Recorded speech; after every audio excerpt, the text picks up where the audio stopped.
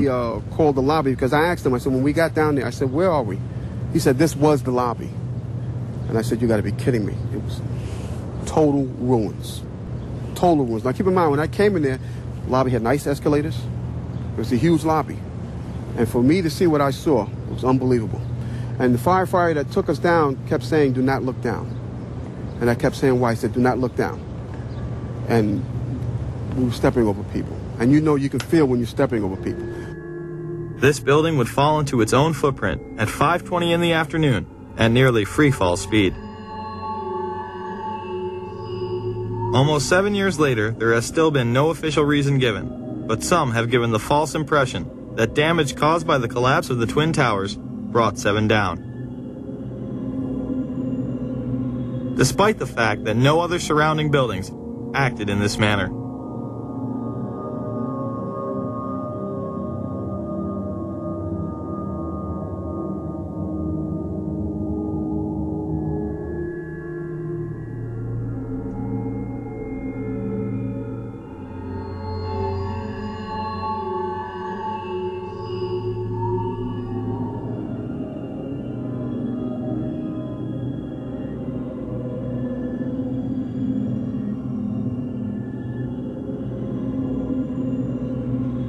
Dr. S. Shyam Sunder would make the claim, on behalf of the National Institute of Standards and Technology, that on about a third of the face, to the center and to the bottom, approximately 10 stories, about 25% of the depth of the building, was scooped out.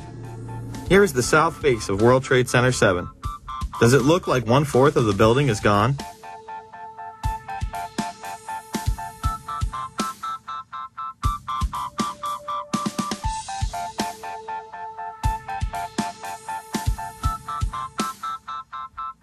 Perhaps we should take a look inside.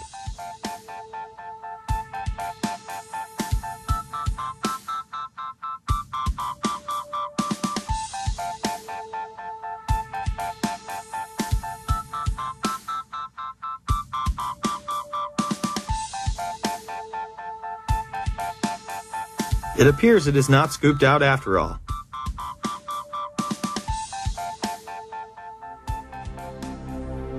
Members of the media were reporting that the building had collapsed due to structural damage and fire, more than 20 minutes prior to it going down. Now, more on the latest building collapse in New York. You might have heard a few moments ago, I was talking about the Salomon Brothers building collapsing.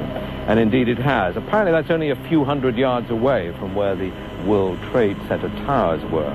And it seems that this was not a result of a new attack.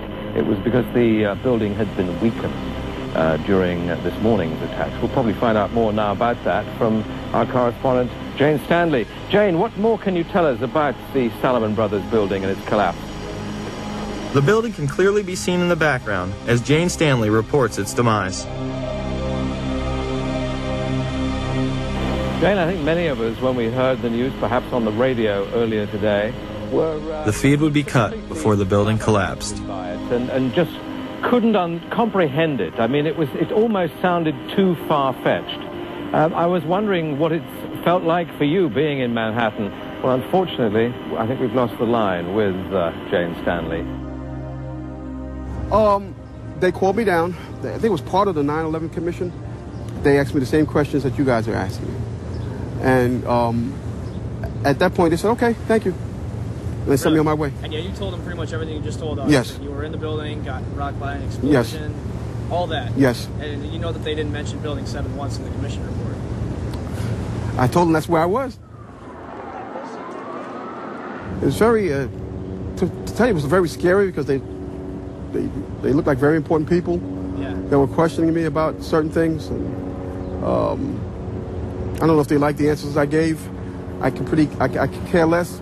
I gave my account of it, the truth, and that was it. That day I'll never forget. And the explanations that were given to me is totally unacceptable. Totally unacceptable. I'm just confused about one thing, and one thing only. Why World Trade Center 7 went down in the first place. I'm very confused about that. I know what I heard. I heard explosions. The explanation I got was it was the fuel oil tank. I'm an old boiler guy. If it was a fuel oil tank, it would have been one side of the building.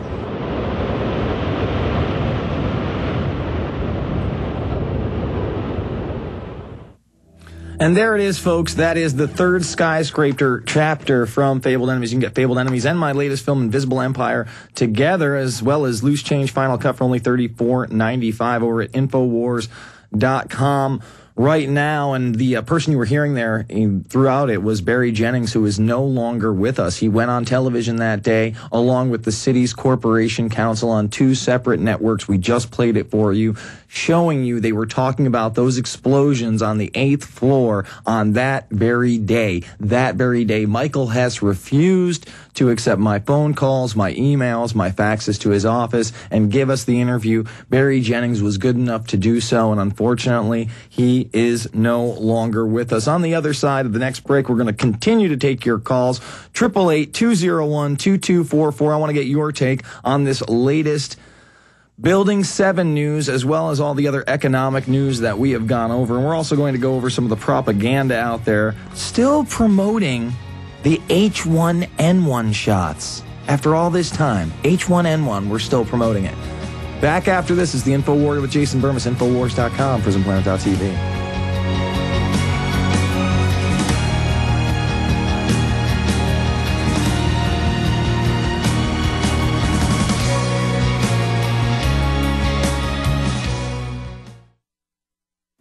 When you're out on the road, the last place you want to be is on the road.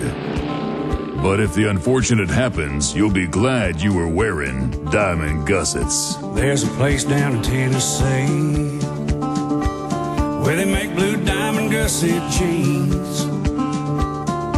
They show pride in every stitch, guarantee you'll love the way they fit. They put a diamond gusset in the crotch where you need it most. Blue diamond gussets got it, others don't. We turn jeans inside out. Diamond gusset jeans, made in the USA with unparalleled quality. Our Defender motorcycle jeans combine gusset comfort with Kevlar protection, so you can ride all day with confidence. Order yours at gusset.com. Diamond gusset jeans got it, others don't.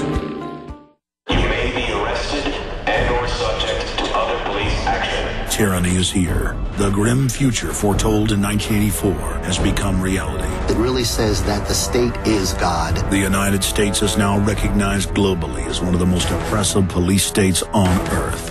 This film conclusively proves the existence of a secret network of FEMA camps, now being expanded nationwide. This documentary exposes how the continuity of government program has established an all-powerful shadow state.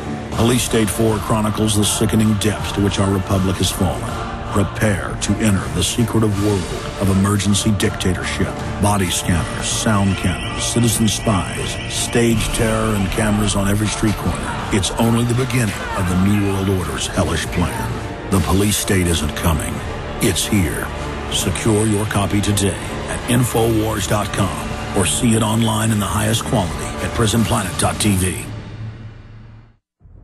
Hello, this is Alex Jones with some important questions. If you're going into a battle and they give you a rifle and a sidearm, how much ammunition do you want? My answer would be all I can get. In the battle for freedom and the lives of your loved ones, food is your only ammunition. How much do you want? When do you want it? Now or after the battle starts? When will you need it? Can you buy it without proper identification? Will there be any food? Will it make your children sick? If there's a quarantine and you can't feed yourself, will you go to the gathering center and be immunized? You wipe out all these problems if you have a good food supply. Food is your ammunition to fight for your freedom and your life. How much will you need? We don't know. How much do you want? All you can get. I'm Alex Jones. I want all of you good guys to live to fight another day. Call 1-800-409-5633 or check it out on the web at efoodsdirect.com. Again, that number, 1-800-409-5633.